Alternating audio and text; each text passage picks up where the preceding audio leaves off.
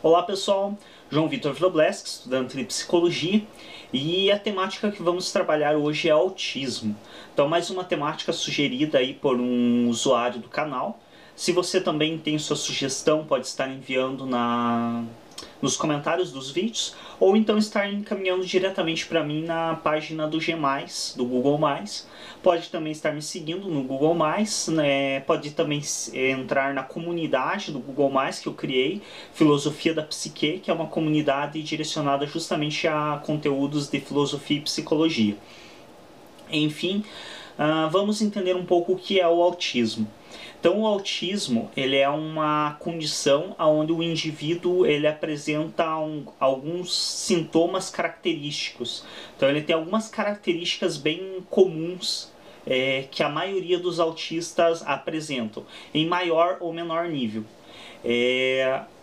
Algumas das características comuns do autismo é a dificuldade na fala, a dificuldade na sociabilização, a dificuldade em expressar sentimentos. E aí esse expressar sentimentos não é só no sentido de afetividade, de abraço, de beijo, mas na própria expressão corporal mesmo.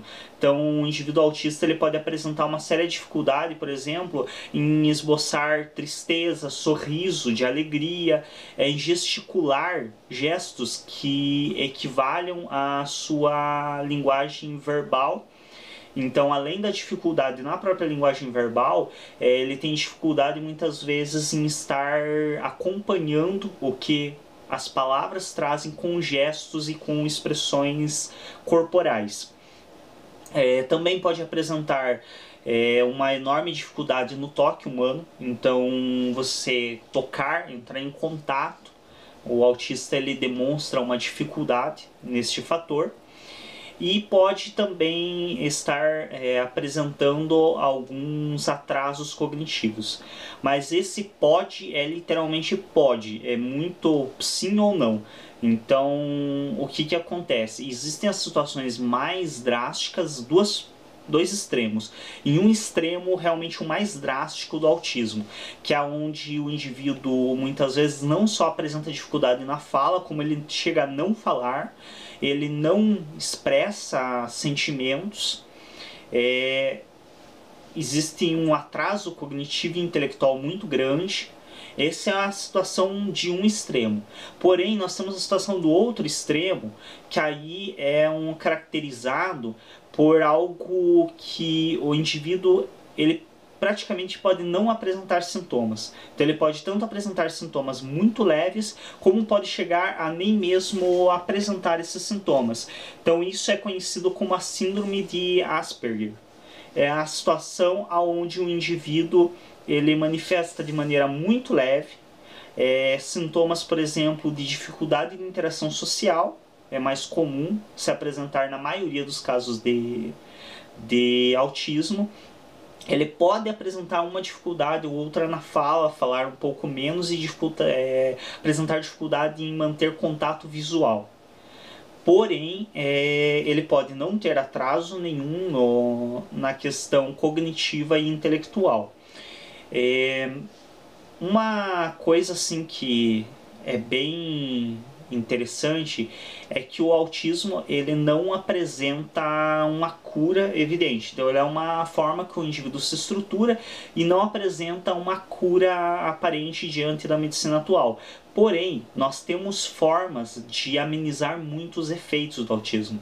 Então uma criança que ela recebe o tratamento adequado e os incentivos adequados desde bem jovem, desde bem pequena, ainda no início da sua formação, a situação do autismo pode se apresentar de maneira muito amena e pode não apresentar danos significativos a nenhum dos aspectos a esse indivíduo. Então, nos casos, por exemplo, de convívio social, quando os casos extremos realmente da ponta extrema, o indivíduo ele realmente tem uma quase uma impossibilidade de contato e de convívio social, porque ele realmente se afasta dos outros, ele não gosta de alvoroço, é uma característica também muito comum dos autistas, não gostar de muitos sons misturados e de sons altos, também não gosta de cores e imagens muito fortes, muito repetitivas, movimentos muito rápidos, tendem a deixar autistas em uma situação desconfortável. Então, isso, quando é muito extremo, acaba dificultando muito o convívio social. Porém, na questão da síndrome de Asperger, que só dar uma conferida se é isso mesmo, Asperger, não é Asperger, perdão. Na síndrome de Asperger, um nominho bem dificinho, quando esse autismo se apresenta de maneira mais leve, mais light, o indivíduo pode apresentar apenas alguns distúrbios de comportamento e não necessariamente a impossibilidade, por exemplo, de convívio social ou de sociabilização. Então não é que o indivíduo representa um risco para a sociedade, como existem alguns outros distúrbios psíquicos que quando em surto pode apresentar um risco. Nesse caso não, é que o indivíduo realmente ele decide se afastar da sociedade, ele não tem interesse no convívio social. Nos casos mais leves, ele geralmente pode apresentar simplesmente um distúrbio. Então o que acontece? Não é que o indivíduo ele não sociabilize, mas ele encontra formas específicas de sociabilização. Então ele só se sociabiliza, por exemplo, por via virtual. Então é uma sociabilização. Ele se utiliza da internet, de meios virtuais para estar tendo um convívio com outras pessoas, estar conversando, estar repartindo experiências, estar, enfim, fazendo o que nós costumamos fazer pessoalmente, que ultimamente deixamos cada vez mais de fazer pessoalmente, esse indivíduo ele vai privilegiar em fazer virtualmente. Existem outras situações de sociabilização mais específica. Por exemplo, o indivíduo ele pode optar por só sociabilizar com crianças. Então, o indivíduo autista pode ter um bom convívio com crianças e não querer convívio algum com adultos. Ou o inverso, mesmo ainda na fase infantil, ele pode gostar de ter uma sociabilização com adultos, conversar até olha para adultos, tem uma certa relação ali, mas com crianças da idade dele o indivíduo não tem interesse em estar sociabilizando. Então são formas distintas, o autismo ele tem essa característica, é um dos principais fatores que dificulta também o diagnóstico dele. Então o autismo ele se apresenta de diversas formas diferentes, tanto em níveis quanto em sintomas ou características, para ser mais direto. Porque eu não gosto de tratar como uma doença, porque para mim doença é uma situação momentânea de sofrimento que pode ser curado. O autismo é uma situação que, diante da medicina atual que nós temos, é uma situação definitiva. Então o indivíduo ele nasce autista e ele morre autista, e isso não necessariamente vai interferir negativamente na vida dele. Obviamente, temos que analisar um outro aspecto, e que aí sim, mesmo no caso dos autistas que apresentam essa situação de maneira mais branda, que muitas vezes nem interfere no nível cognitivo deles, eles têm um problema muito maior que o do autismo. O autismo praticamente não é um problema para os indivíduos. O problema verdadeiro deles é o preconceito e a hipocrisia das pessoas. Então as pessoas acabam tratando esse indivíduo de um modo desrespeitoso, muitas vezes de um modo como se realmente esse indivíduo tivesse uma deficiência mental. E não chega nem perto disso. Como eu disse, nos casos mais leves, o indivíduo no máximo ele vai ter características específicas de sociabilização, de comunicação. Outras características são muito comuns também, além dessa evitabilidade do contato físico e do olhar no olho. Uma característica também muito comum é de não compreender bem a ironia. Então o indivíduo autista ele tem uma dificuldade muito grande em conseguir entender que foi uma ironia. Então se você falar algo, geralmente ele vai levar literal. Ele não tem tanta facilidade em estar identificando as questões de ironia. Isso é bem comum se apresentar mesmo nas formas mais brandas de autismo. Acho que essas são as principais características, creio eu, do autismo, que é importante nós estarmos destacando. Como é que surge o autismo? Essa é uma discussão bem complicada. Então, falarmos sobre o que é o autismo é até mais fácil, essa dificuldade de socialização, essa possível dificuldade em comunicação, que pode ou não se apresentar em maior ou menor nível. Agora, falar de onde vem o autismo é uma situação bem complicada. Até o presente momento, a ciência e a medicina de maneira geral, toda a ciência da saúde, ela atribui o autismo a uma grande possibilidade genética. Então, até o entendimento atual, se tem como a maior possibilidade do fator de autismo ser questões genéticas transmitidas. Ah, mas meu pai não era autista, minha mãe também não, meus tios também não. Devemos entender o seguinte, a maioria, ainda mais o autismo, que é uma coisa bem leve, que não é algo como as síndromes de interferência genética, que são mais evidentes e mais intensos as mudanças, o autismo primeiro ele pode se apresentar de uma maneira muito branda, a ponto de não ser detectado. Então pode ser sim que um parente seu próximo, talvez não seu pai, sua mãe, mas um vô, um tio, tivesse autismo, mas ele fosse só considerado como aquela pessoa mais esquisitinha, sabe? Que geralmente se referencia nos grupos de amigos, ele é meio esquisitinho, é meio estranho, mas não era algo tão evidente a ponto de ser considerado como autismo, mesmo sendo. Algumas situações também devemos lembrar que a medicina, ela evoluiu no mundo de uma maneira muito disparelha. Então, o que lá fora hoje nós já temos cura, na Europa e em outros lugares nós temos cura, no Brasil ainda é tratado como uma doença terminal. Então, nós temos também essa questão da diferença da evolução da medicina. Então, a medicina ela não evoluiu no mundo inteiro em uma mesma constância. Então isso também favorece para que muitas vezes pessoas que tinham essas síndromes não fosse dado muita atenção e não fosse buscado investigar o que era. Segunda coisa que é necessário nós estabelecermos é que síndromes, doenças geneticamente transmissíveis, então que são transmitidas de pai para filho ou mãe para filho, né, dos pais através do DNA, elas nem sempre se apresentam. Então, por exemplo, a diabetes, nós já sabemos que boa parte das diabetes, elas são de origem genética. Ela pode sim ser adquirida, obviamente, se o sujeito se entupir com 2 kg de açúcar por dia, ele tem uma grande chance de ter diabetes. Mas ela, mesmo que ele não tenha propensão, mas uma boa parte do diabetes ele é de origem genética e o indivíduo ele já tinha essa propensão a ter diabetes devido à sua carga genética. Porém, muitas vezes seus pais, tios, avós não apresentam. Por quê? Porque mantiveram hábitos mais saudáveis que o dele.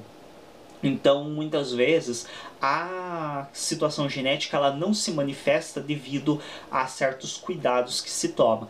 E em relação ao autismo, existem pesquisas apontando para uma mesma possibilidade. Então, existem sim pesquisas colocando que a questão do autismo ela pode ter também influência ambiental, mas isso é muito superficial e é muito pouco explorado ainda, e as pesquisas direcionadas a essa área ainda são muito superficiais mesmo, muito pouco abrangentes e muito pouco confiáveis até o presente momento. Então não que não se esteja fazendo um trabalho adequado de pesquisa, mas nós sabemos que a pesquisa ela demanda tempo e por incrível que pareça, a questão do autismo ele é bastante comum. Eu encontrei dados em mais de um artigo, revista e fontes de maneira geral. Inclusive gostaria também de dizer que na descrição desse vídeo vai estar 2 links de 2 sites. Um é o AMA, que é Associação de Amigos do Autismo. E o outro é a Federação Portuguesa de Autismo. Então são 2 sites que é da onde eu retirei algumas das informações de dados, principalmente, porque a gente aprende na faculdade de psicologia algumas coisas em relação ao autismo, a síndrome de Down, as outras síndromes como trissomias, síndromes de de falhas genéticas, mas a gente perde os dados, principalmente eu que não tenho uma memória muito boa para número, tenho uma memória melhor para palavras, eu perco muitos dados numéricos. Então eu lembro da informação, lembro o que é a doença ou a condição genética do indivíduo, mas acabo perdendo os dados. Então eu fui até esses dois sites para estar buscando mais dados confiáveis, e são dois sites de federações e associações responsáveis por acolher as pessoas com autismo, por dar os conhecimentos adequados de como estar lidando com esta configuração do indivíduo. Então são sites relativamente confiáveis nos seus dados, e eu vou estar disponibilizando para quem queria ir atrás de mais informações, estar pegando coisas mais específicas, que obviamente estou sendo relativamente superficial, porque se eu fosse explicar cada detalhe dessa situação, o vídeo acabaria se estendendo por demais. Enfim, vai estar os links para quem queira mais informações. Então, segundo os dados dessas fontes as quais eu consultei, e eu andei consultando algumas outras além dessas por fora de artigos científicos e outros sites para estar comparando os dados, na maioria deles eu encontrei o mesmo dado, que é uma incidência de 0,6% da humanidade, sendo 1 para cada 110 indivíduos. Então, a cada 110 indivíduos, 1 apresenta autismo. Eu falei, nossa, mas será que é tanto isso, né? Porque parece tão pouco. Se fala 0,6, você pensar que 99,3%, 0,4%, perdão, 99,4% da população não apresenta, esse 0,6 parece tão pequeno, né? 1 para 110. Aí eu fui ver um dado de outro, que é uma síndrome que se apresenta e que eu já estudei a respeito, mas não me recordava de cabeça do dado, que é a síndrome de Down, que nós temos como uma das síndromes mais comuns do mundo. E aí eu fui ver qual que era a incidência, para fazer uma comparação, para poder ter uma noção, já que a síndrome de Down é tida como a mais comum. 1 para cada 1000. A síndrome de Down, 1 para cada 110 a situação de autismo. Então nós vemos que realmente é uma incidência muito grande. Não é muita gente realmente. Parece pouco quando a gente fala em 0,6, comparando com 99,4, mas quando se pensa que a cada 110 indivíduos, 1 vai apresentar autismo, praticamente, se nós pegarmos, vai dar o que? Umas 3 salas de aula de uma faculdade, que dá uma média de 40 alunos cada sala de aula, ou seja, em 3 salas de aula de uma faculdade, teoricamente deveria ter um autista. Aonde estão esses autistas é outra questão, que aí nós também temos que rever as questões das nossas concepções sociais. Então, muitas vezes, obviamente, a gente sabe que o autismo por si ele já caracteriza que o indivíduo ele seja mais reservado e não busque um convívio social. Mas será que realmente, se nós tivéssemos uma compreensão melhor dessa situação e um tratamento mais adequado em relação às pessoas com as suas singularidades, as suas diferenças, será que nós não propiciaríamos um ambiente mais adequado para esses autistas estarem tendo um convívio social, mesmo que de maneira um pouco mais distinta, um pouco mais característica?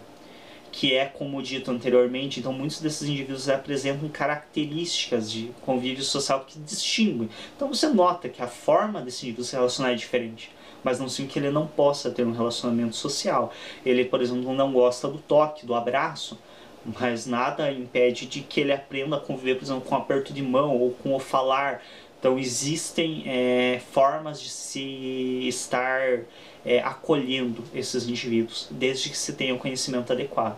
Então é necessário entendermos que o autismo ele pode sim apresentar algumas dificuldades intelectuais, pode sim, em casos extremos, inclusive o indivíduo nem emitir fala, então ele pode nem mesmo falar.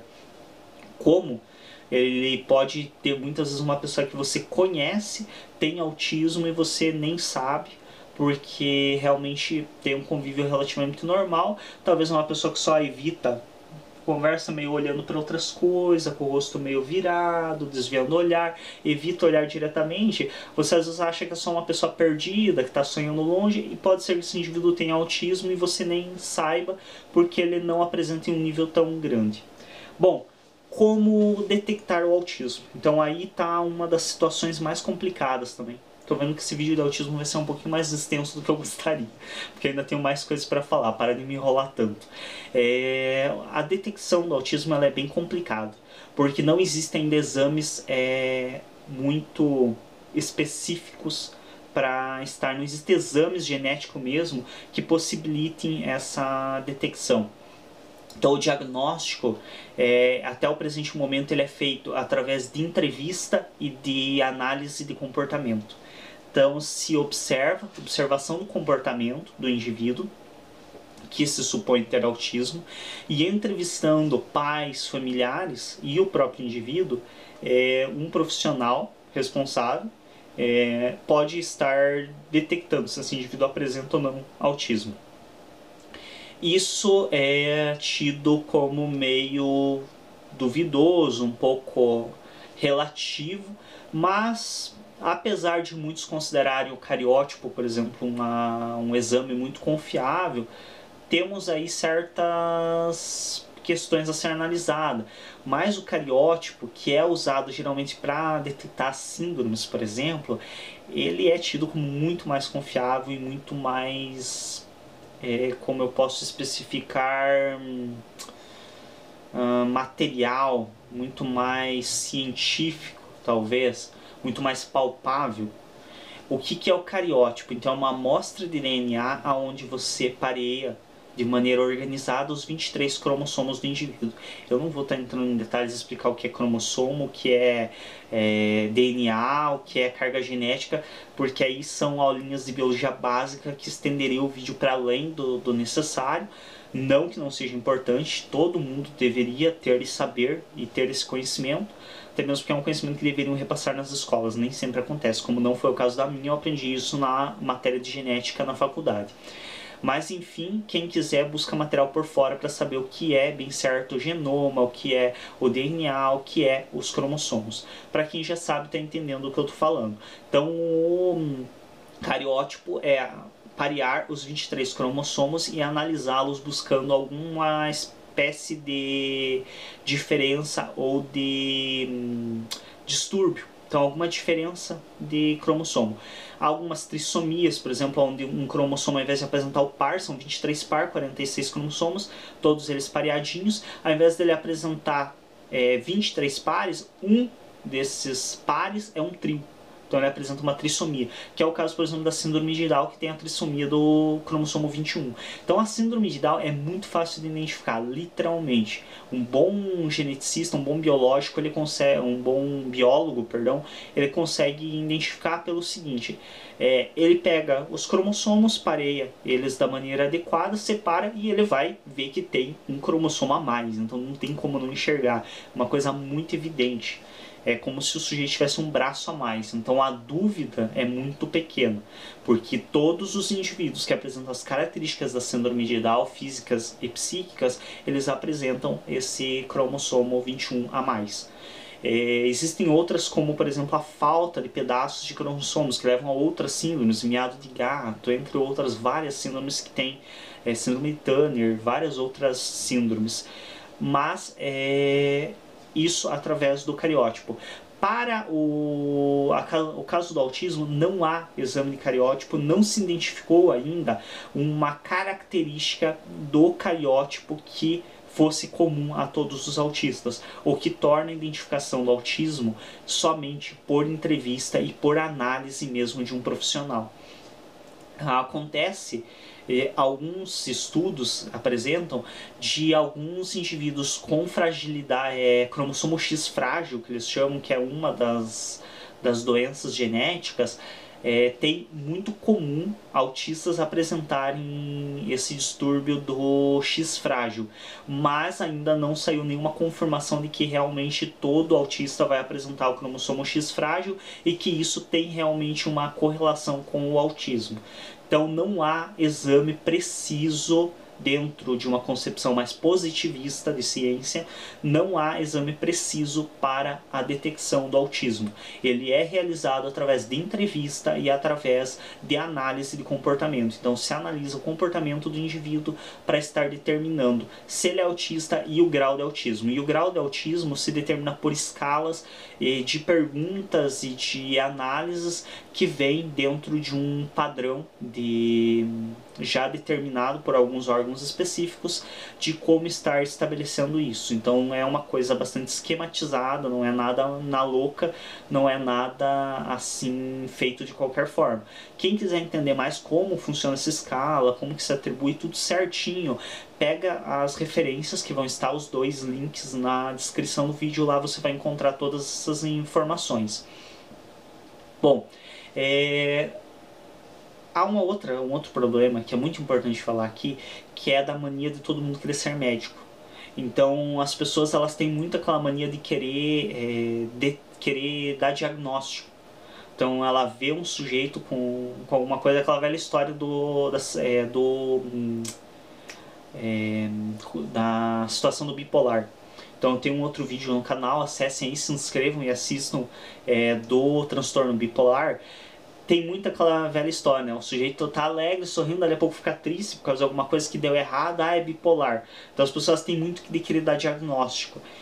É necessário se tomar muito cuidado com isso, porque principalmente nesses casos de síndromes e no caso do autismo, o fato de você aceitar diagnóstico ou de médicos que não estão realmente habilitados a dar esse diagnóstico. Então o diagnóstico de autismo, por exemplo, ele deve ser dado por um psiquiatra, com um acompanhamento psicológico também é importante. Não se deve confiar plenamente em diagnósticos de clínicos gerais, de médicos que não estejam habilitados na área psíquica. Por quê? O cara é menos que o outro? Não, mas cada um tem a sua área, cada um tem a sua especialização.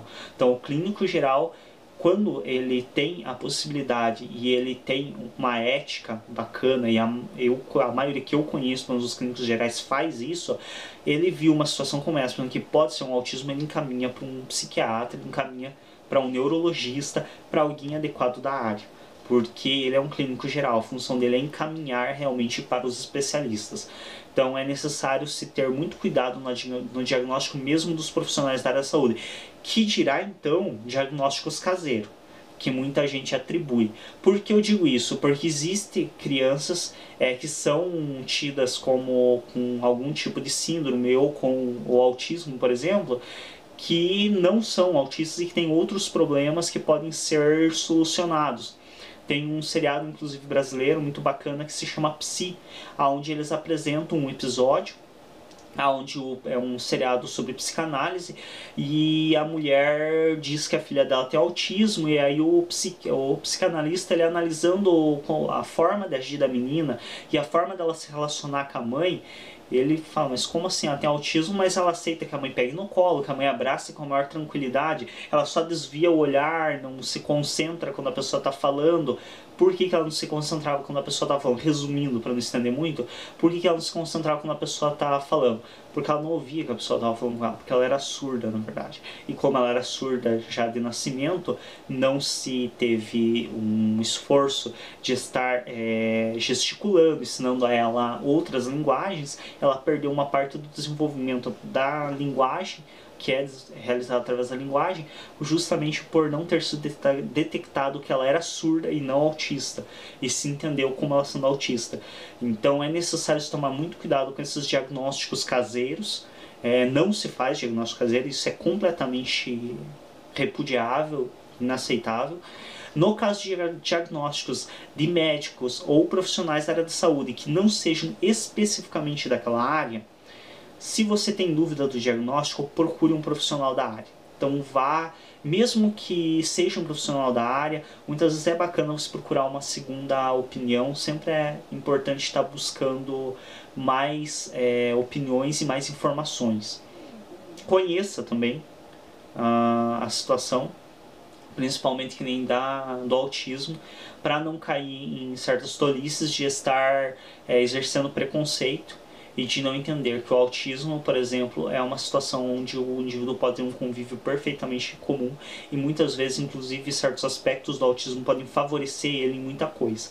Uma das questões que a gente vê isso claramente, hoje ainda estive assistindo, eu já havia assistido pedaços do filme, havia assistido reportagens a respeito, já tinha lido muito a respeito e já tinha assistido as próprias entrevistas dela, os próprios seminários dela, a doutora Temple Grandin.